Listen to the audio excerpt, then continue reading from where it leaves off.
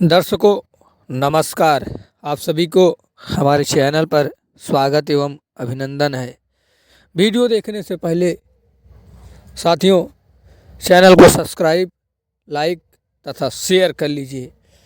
साथियों आज का वीडियो है पूर्ण परमात्मा सच्चा परमेश्वर कौन है। वो पूर्ण परमात्मा कौन है, कैसा है, किसने देखा है। वो परमात्मा वो कौन है जिसने ब्रह्मा को बनाया, विष्णु को बनाया, शंकर को बनाया, दुर्गा को बनाया। वो कौन है जिसने ब्रह्म को बनाया। क्या वो साकार है, निराकार है, चेतन है, ऊर्जा है, एनर्जी है या कोई शक्ति है। आखिर साथियों वास्तव में वो पूर्ण परमात्मा कौन है जिसको सर्वशक्तिमान सबका मालिक जानते हैं।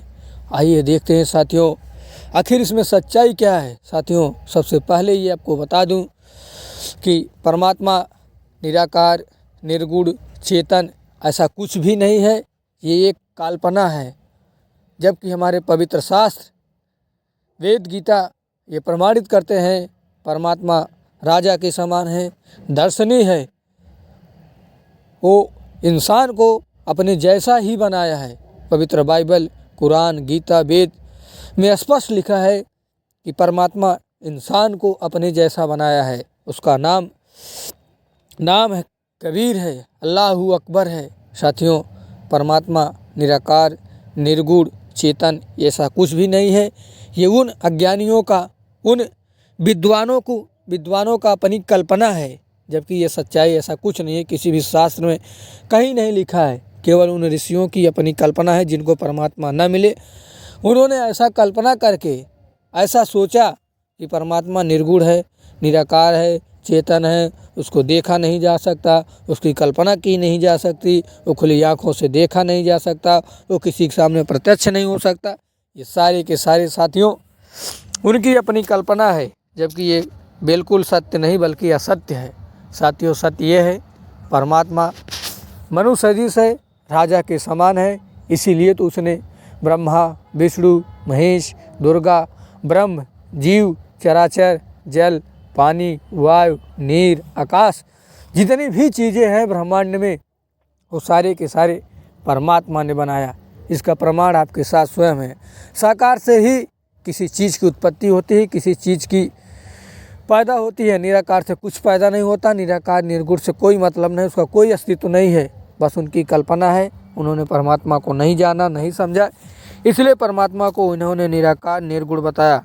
आइए आपके सामने पवित्र शास्त्रों से ये प्रमाणित करता हूँ कि परमात्मा निराकार, निर्गुण, चेतन, उसे देखा नहीं जा सकता, उसे कल्पना की नहीं जा सकती। ये पूरी की पूरी अज्ञान, मूर्खता और कल्पना है, जबकि हमारे पवित्र शास्त्र स्पष्ट कर रहे हैं कि परमात्मा साकार है, राजा के समान दर्शनीय है, तीसरे मुक्तिधाम अर्थात भूलोक पर है।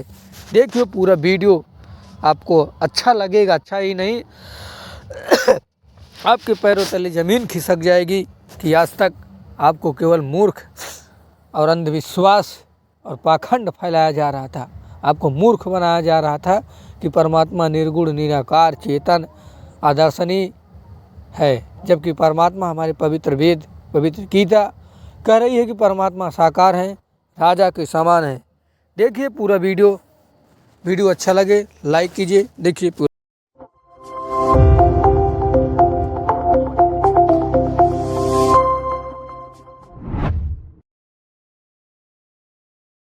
तो पुण्यात्मा, जैसे श्रीमद् भगवद गीता अध्याय नंबर 15 के श्लोक नंबर 16-17 में 3 पुरुष बताए हैं। एक सरपुरुष, एक अक्षर पुरुष।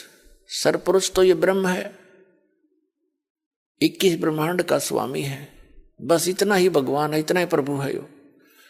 और अक्षर पुरुष यो 7 शंख ब्रह्मांड का, नील पद्म शंख, 7 शंख ब्रह्मांड का स्वामी है, इतना ही प्रभु है।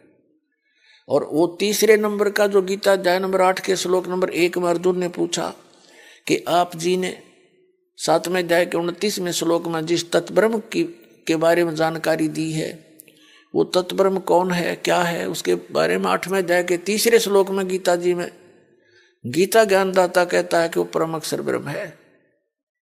गीता ज्ञानदाता से अन्य है वो परम अक्षर ब्रह्म, वो पूर्ण परमात्मा, सत्य पुरुष, पूर्ण ब्रह्म, परम अक्षर पुरुष कहो, परम अक्षर ब्रह्म कहो। तो उसको तो यहां जो 15वें अध्याय के 17वें श्लोक में कहा है कि उत्तम पुरुष है तू अन्य। 16वें श्लोक में 2 पुरुष बता दिए, सरपुरुष और अक्षर पुरुष, और इनके अंतर्गत जितने भी प्राणी आते हैं वो सभी, ये भी इनके अंतर्गत जितने प्राणी वो सभी नाशवान हैं, लेकिन आत्मा किसी की नहीं मरती, वो तो विषय ही अलग है, देखी भी ना मरती होता है। फिर 15वें अध्याय के 17वें श्लोक में कहा कि उत्तम पुरुष है तू अन्य।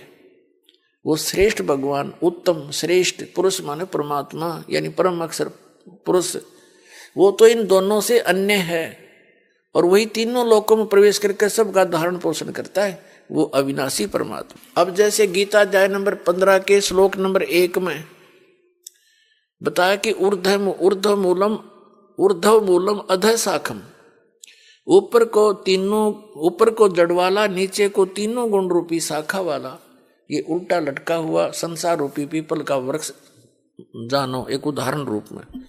तो जो जड़ है वो तो परम अक्षर ब्रह्म है। कबीर परमेश्वर जी ने स्वयं आकर अपनी जानकारी आप पर बताई। अक्षर पुरुष एक पेड़ है, निरंजन यानी सरपुरुष वा की डार, और तीनों देवा शाखा हैं ये पात रूप संसार। तो मूल कौन है वो ये दास बताएगा, वो परम अक्षर ब्रह्म है।